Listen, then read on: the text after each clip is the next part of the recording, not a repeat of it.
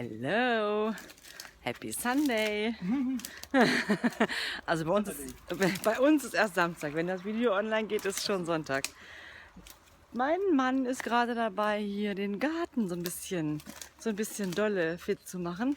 Der war schon sehr fleißig, weil unsere Hecke und der Flieder und so, das ist alles ein bisschen sehr groß geworden. Und das muss jetzt da geschnitten werden und dann kommt später aufs Osterfeuer. Schon ein kleiner Berg hier, ein kleiner, großer Berg hier zusammenbekommen.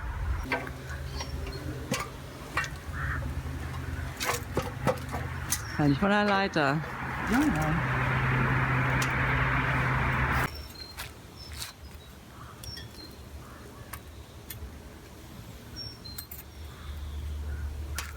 Meinst du, da wächst noch was, wenn du den da abmachst? Ja, sonst mach ihn tiefer einfach noch. Ich meine, da... Ja, so.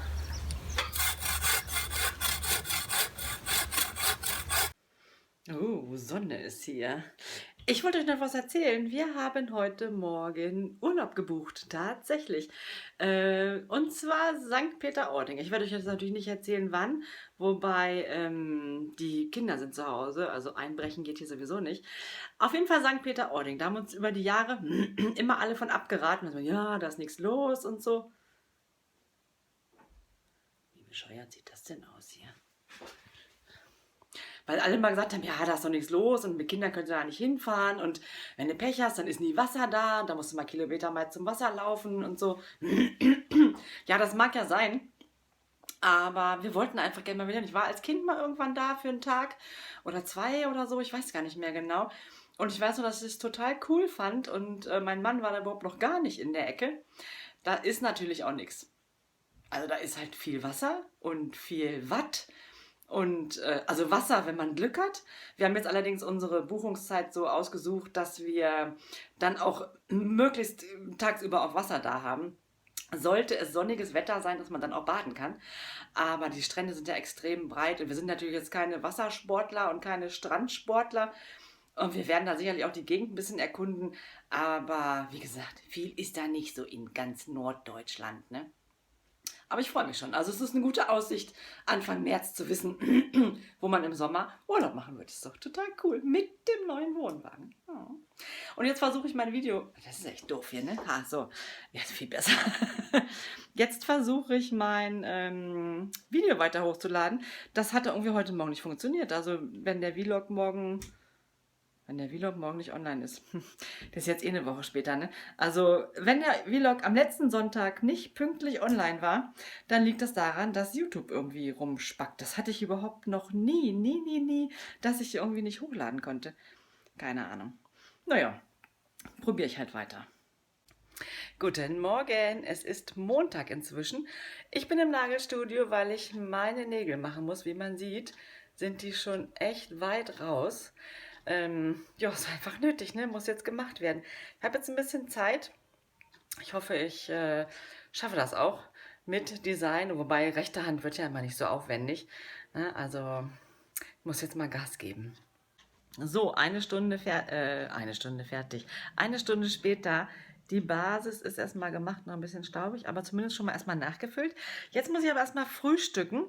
Nicht, dass ich hier noch total vom Fleisch und vom Stuhl falle. Das wollen wir ja alle nicht.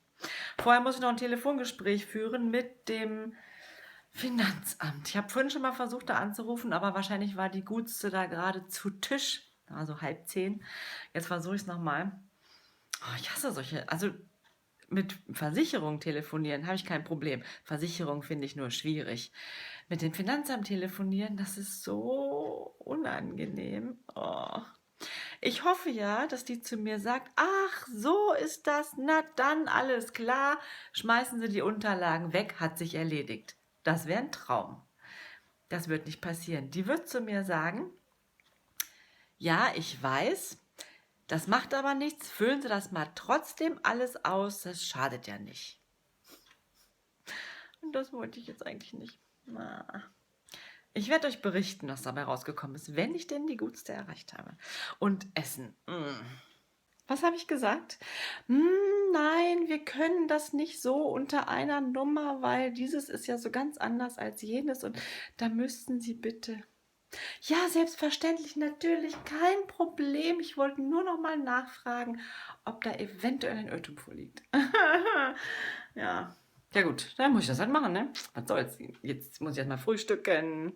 Hi, Dienstagmittag. Ich habe schon mal das Essen vorbereitet. Sieht doch lecker aus, oder? Ja, Mutti kocht heute nicht. Mutti ist nämlich heute unterwegs und schafft das nicht mit Essen kochen. Zumindest nicht das, was ich mir eigentlich vorgenommen hatte. Und da habe ich gesagt, wir haben ja noch Dosen im Schrank, ne? Gibt's mal Dosen. Ich habe hier auch was ganz Leckeres. Kann man natürlich, also mit dem in die Kamera halten, das kriege ich ja so gar nicht hin, ne? Hier. Weight Watchers feinwürzige Linsensuppe mit buntem Gemüse. Ich stehe auf so Dosensachen ja eigentlich nicht. Meistens mag ich das auch nicht. Aber ich bin immer wieder neugierig, was Neues auszuprobieren. Ich hau das jetzt in die Mikrowelle und erzähle euch, wie es geschmeckt hat. Sieht ja irgendwie ein bisschen flüssig aus, ne? Und riecht, ja, riecht wie Linsensuppe. Okay, ich wage es mal.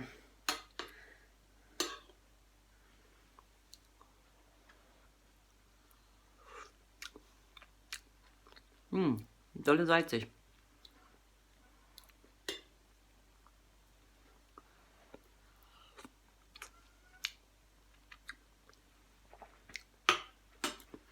Ja, nicht unbedingt mein Favorit. Kann aber auch daran liegen, weil es Linsensuppe ist.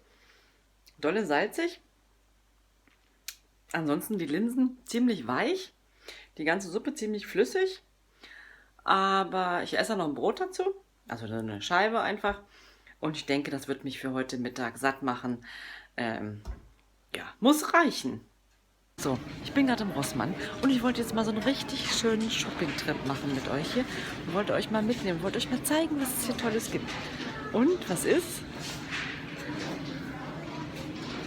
Da war schon jemand vor mir da.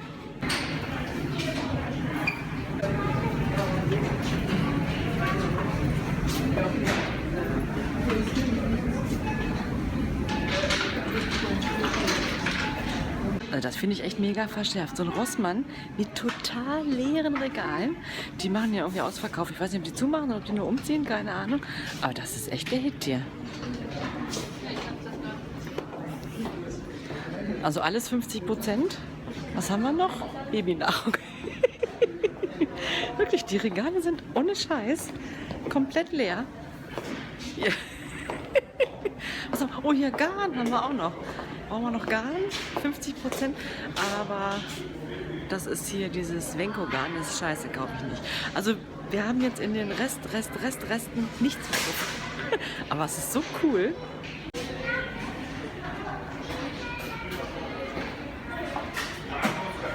Hast du noch was gefunden? Good morning. Es ist inzwischen Donnerstag geworden. Die ganze Woche ist so vollgestopft, dass ich nicht mal dazu komme, die Kamera zu nehmen zwischendurch. Und jetzt nutze ich euch mal aus und muss echt mal meinen Frust ablassen. Ich bin so abgenervt. 3 Termine diese Woche, die irgendwie schräg laufen. Bei dem einen Termin hat die Kundin sich das offensichtlich falsch in den Kalender eingetragen, als wir dann telefoniert haben. Ach, hier habe ich ja den Zettel. Oh ja, ne, habe ich mich wohl irgendwie vertan beim Eintragen. Die zweite nimmt nie einen Zettel und sagt immer, nein, ich trage es mir direkt in den Kalender ein. Sitzt mir also gegenüber und trägt es in den Kalender ein. Oftmals mache ich dann auch einen langen Hals, ob die Kundinnen das auch richtig eintragen. In dem Fall hat das aber immer geklappt. Ich habe das also natürlich nicht kontrolliert, was die Kundin in ihren privaten Kalender einträgt. Und dann, ja, nee, morgen erst. Nein, heute. Ja, war irgendwie auch nichts. Gerade eben eine Kundin, ist sie angeschrieben, Huhu, wo bleibst du denn so ungefähr? Und sie, ja, um 10. Und ich, nee, um 9. Und der habe ich eine WhatsApp geschrieben, mit dem Tag und der Uhrzeit. Und ich habe mich verschrieben. Ich krieg eine Krise. Ich ärgere mich so über mich selber, dass ich überhaupt damit angefangen habe, per WhatsApp sozusagen dann statt einem Zettel zu schreiben, ich schreibe dir schnell eine WhatsApp. Dann ist man ja schon mit dem Termin sozusagen fertig. und hat sich eigentlich schon verabschiedet. Ach, du wolltest mir noch einen Termin und ja, und dann, ach, ich schreibe dir schnell eine WhatsApp und ich kontrolliere, dass 95.000 Mal ich das Richtige geschrieben habe, aber es passiert dann halt irgendwie doch mal, dass man sich fair kontrolliert und das irgendwie nicht richtig macht. Und das ist jetzt die dritte. Also diesmal bin ich jetzt schuld, ne? Aber das fuckt mich so ab. Ich mache das alles nicht mehr. Es gibt jetzt einen Zettel. Ist mir scheißegal. Das habe ich dann neben meinem Kalender liegen. Natürlich kann es da passieren, dass ich mich auch vertue. Ist auch schon passiert. Aber das kommt extrem, also es kommt einmal im Jahr, eigentlich sogar weniger als einmal im Jahr vor. Aber es kommt natürlich vor. Aber dann habe ich meinen Kalender und meinen Zettel und da kann weniger schiefgehen. Ich mache das nicht mehr. Sollen sie alle in ihren Kalender und sonst wo eintragen, wie sie wollen. Ich habe da keinen Bock mehr drauf, ne? Und Zettel verbusseln ist mir scheißegal. Mache ich nicht mehr. Oh. Ich meine, ich kann ja noch froh sein, dass ich zu Hause arbeite und die Zeit dann, bis solange ich warte, sinnvoll nutzen kann, ne? Und ich mich hier ausfrusten kann. Wenn ich jetzt noch irgendwo im Studio sitzen würde, wäre das ja total ätzend. Ich habe mich jetzt aber voll abgehetzt, dass ich halt eben noch frühstücke vorher und die Küche aufräume und ja, aber eigentlich läuft die Woche wirklich gut, muss ich sagen. Also, ja klar, ich habe halt viel zu tun und habe auch so mal wieder was Neues für mich wiederentdeckt sozusagen. Und da gucke ich dann natürlich immer YouTube rauf und runter. Ähm, ja, da kann ich mich dann kaum von lösen. Also das eine oder andere bleibt dann irgendwie liegen, weil ich so neugierig bin auf das, was ich dann da jetzt so für mich mal wieder gesehen habe. Aber das macht natürlich Spaß. Das ist das, was mir Spaß macht. Dieses Aufsaugen an neuen Dingen und Lernen und dann natürlich auch ein bisschen was dazu einkaufen, weil man dann ja irgendwie was Material braucht und so, ne? Finde ich total cool, macht mir super Spaß. Ich wünschte, ich könnte das ausschließlich machen, mich mit neuen Dingen beschäftigen, die lernen, wissen, anwenden und dann kommt das nächste. Das wäre irgendwie genau mein Ding. Vielleicht sollte ich Lehrerin werden oder so, ne? Die müssen auch mal was Neues machen. Oder Forscherin, Kreativforscherin. Ey, das ist überhaupt ein geiler Beruf, ne? Kreativforscherin. Ja, das würde ich gerne immer machen. Das macht mir super viel Spaß, mich da einzugraben und das zu lernen und so, ja. Soll ich euch mal verraten, um was es geht? Nee, ich sag einfach nur mal ein Stichwort. Ich sag nur mal Frau Hölle. Dem einen oder anderen wird es vielleicht was sagen. Könnt ihr gerne in die Kommentare schreiben. Ja, Frau Hölle. Ja, ja. Belassen wir es erstmal dabei. Achso, ich war ja gestern einkaufen. Ähm, Vielleicht gibt es ein extra Video zu dem, was ich da dann eingekauft habe. Ich hatte noch was bestellt, das muss noch mit der Post kommen. Das würde ich dann gerne alles zusammen in das Video packen. Äh, genau, also da mache ich dann mal so einen kleinen Kreativ-Haul. Ja, das mache ich auf jeden Fall. Und dann, wie gesagt, waren wir in der Stadt gestern und das Einkaufszentrum bei uns da im Schloss, in Schlossarkaden, da sind gerade 10 Jahre Mietzeit rum. Warte mal, ich muss mal Arm wechseln. Da sind gerade 10 Jahre Mietzeit um. Und da wechseln natürlich jetzt die Läden. Und dieser Rossmann war zu cool. Ich hatte da schon von vielen Leuten gehört, dass Rossmann geht raus und so. Ich glaube, die bauen nur um, aber vielleicht gehen sie raus, ist mir auch egal. Und dann sind wir da vorbeigegangen und dann dachte, ey, lass uns mal reingehen. 50% auf alles. Vielleicht finden wir noch was. Aber hat er gesehen, das war alles komplett leergeräumt. Also da standen noch, ich glaube, Kontaktlinsen gab es noch, Sexspielzeug gab es noch und Babynahrung gab es noch. Der Rest war ratzekal leer, wirklich leere Regale. Das ist echt der Hammer. Also ich hätte es ganz gern mal gesehen, so halb leer geräumt, um mal zu gucken, was dann vom Sortiment immer so als erstes ausverkauft ist. Das hätte ich auch sehr interessant gefunden, ja. Nee, für uns war da irgendwie nichts mehr. Aber ich war dann bei Idee. Ja. Ja. Okay, also ich muss jetzt noch ein bisschen warten. Good morning, es ist Freitag heute. Ich habe in dieser Woche fast gar nicht gevloggt, weil ich ja so in diesem Sog war, in dieser Sache, was ich da jetzt für mich, habe ich glaube ich gestern schon erzählt, ne? Und ich war so in diesem Tunnel sozusagen, dass ich nicht viel gevloggt habe. Aber heute ist Freitag und ich habe mir gedacht, ich nehme euch einfach mal den ganzen Tag über irgendwie mit, mal gucken, wie ich das so hinkriege. Jetzt heute früh muss ich gleich erstmal schnell so ein bisschen arbeiten und dann habe ich wieder mal ganz viele Sachen auf dem Zettel. Ich glaube aber, dass ich das hinkriegen müsste. Geht erstmal los, also ich jetzt arbeiten. So, die Kundin ist weg. Ich habe auch schon so ein ganz bisschen klar Schiff gemacht hier in der Küche und im Nagelstudio und so. Und jetzt muss ich einkaufen und meine Einkaufsliste machen. Und weil das so unglaublich spannend ist, habe ich mir gedacht, ich zeige euch das mal, wie ich das in letzter Zeit mache.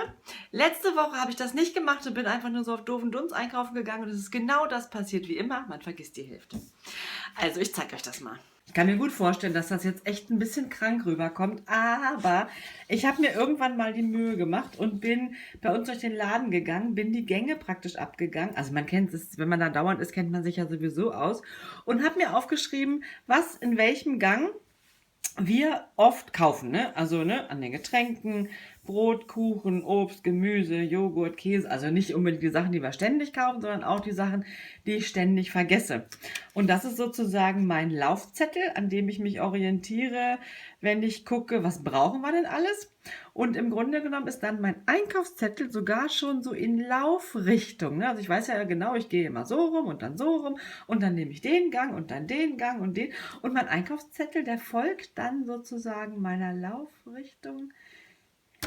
Ist schon ein bisschen krank eigentlich, ne? Aber funktioniert. Ist echt ein bisschen krank.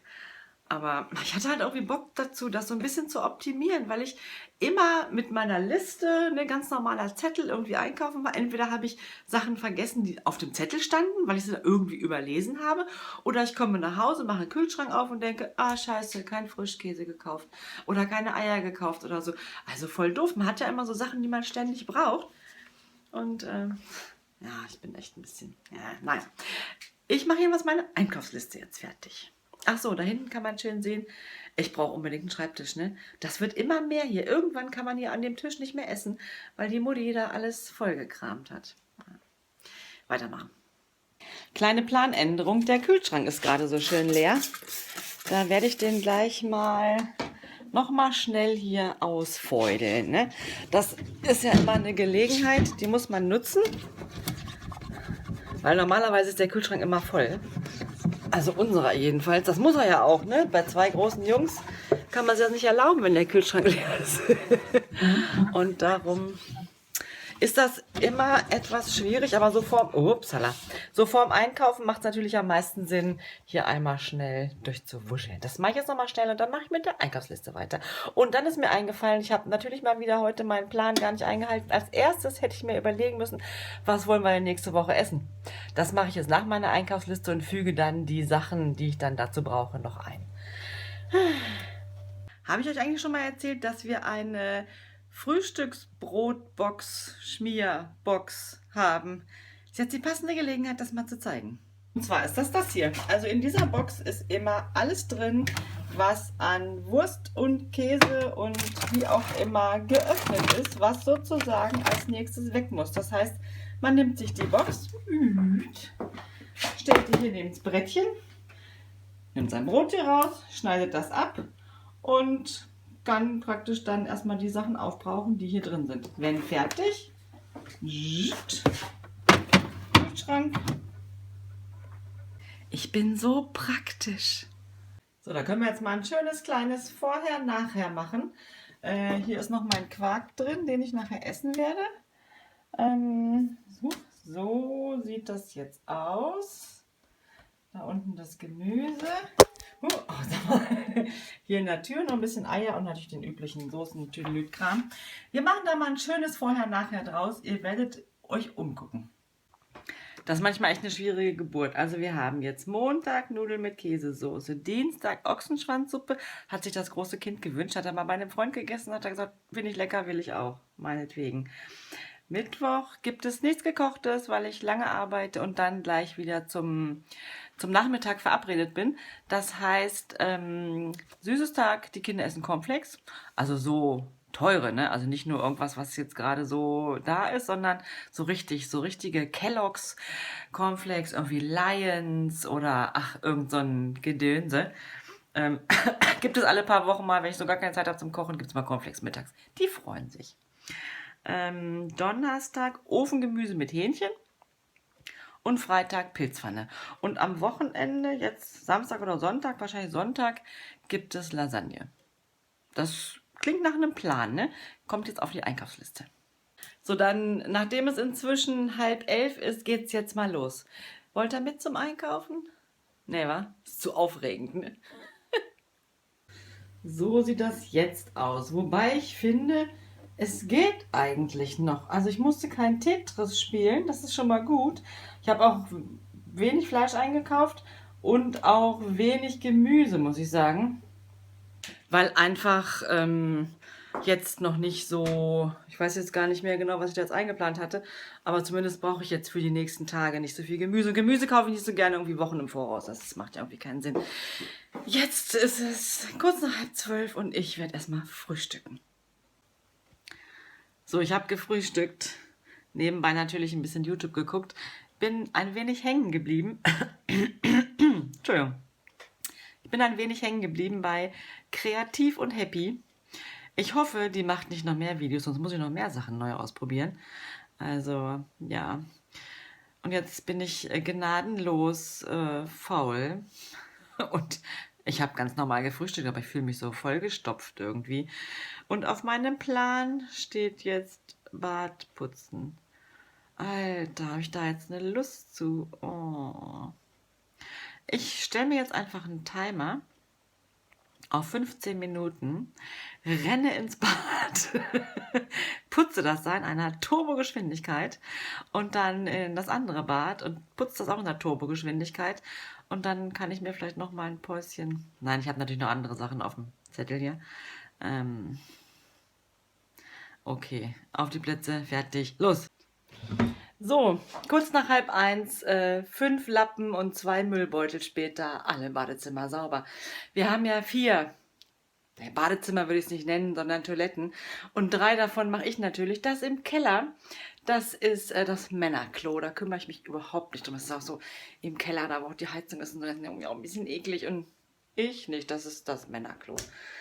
Jetzt habe ich mir gerade mal einen Tee eingeschenkt und war etwas erstaunt, welcher das ist. Aber den hatte ich tatsächlich schon ein paar Mal, ohne mich darum zu kümmern, welcher das eigentlich genau ist. Mein Mann kocht mir morgens immer meine Thermoskanne Tee.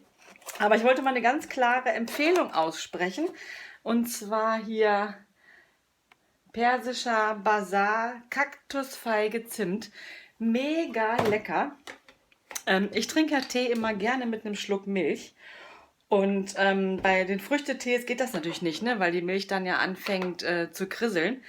Aber bei dem kann man auch so ein, also es muss eigentlich nur so ein Esslöffel voll oder 1,5 Esslöffel voll sein, so ein Hauch. Oh, und dann ist der irgendwie, er ist so, er schmeckt irgendwie fruchtig, trotz der Milch, aber auch nicht so richtig fruchtig und lecker. So, als nächstes, wie sehe ich überhaupt aus hier? Arm wechseln. Als nächstes auf meinem Programm steht jetzt Kommentare beantworten. Und ich muss der Bea unbedingt antworten. Liebe Bea, ich habe dich nicht vergessen. Aber das sind immer so Sachen, da muss ich mir halt genauer überlegen, was ich schreibe. Da schreibe ich ja nicht einfach nur so, ja, alles klar, können wir machen, sondern ne, es soll ja schon Hand und Fuß haben. Und ja, das will ich auf jeden Fall machen. Also sei mir nicht böse, wenn ich das irgendwie nicht geregelt kriege. Aber wir kriegen das hin. Ja, Kommentare, Bea antworten. Achso, eine WhatsApp muss ich noch schreiben. Und gegen kurz nach 1 wollte ich den Ofen anstellen. Heute gibt es hier so Ofen, Backfisch, Lachs, Dingens. Also so nichts Aufregendes mit Reis. Da brauche ich nicht viel machen, brauche ich nur in den Ofen schieben. Also wieder mal Fertiggericht für die Familie. Tut mir leid, ist manchmal so. Aber mein Mann und ich, wir sind sind heute Abend noch auf einer Feier eingeladen. Ich vermute mal, da gibt es was Gesundes zu essen. Bratwurst oder so. Übrigens, die Weihnachtsmänner stehen da immer noch. Ich werde die einfach übermalen und werde daraus Osterhasen machen. Also zumindest stehen die da inzwischen schon so lange, dass man sie selber eigentlich gar nicht mehr sieht. Das heißt, die Gefahr, auf die Idee zu kommen, die zu essen, ist extrem gering. Ist auch cool, ne? Die gehören schon zum Inventar. Jo, ich habe jetzt also mal wieder. Das ist aber irgendwie doof hier, ne? So, ich habe jetzt also mal wieder Kommentare beantwortet. Das macht ja immer total Spaß, ne? Also da sind ja wirklich Klopfer dabei, ich könnte mich ja totlachen. Also gut, nett, witzig, ne? Finde ich gut. Jo, jetzt werde ich hier so ein bisschen.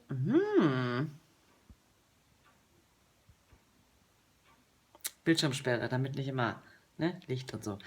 Jetzt werde ich hier so ein bisschen was machen. Ich wollte jetzt gerade sagen Geheimprojekt. Nee, Geheimprojekt ist es ja nicht.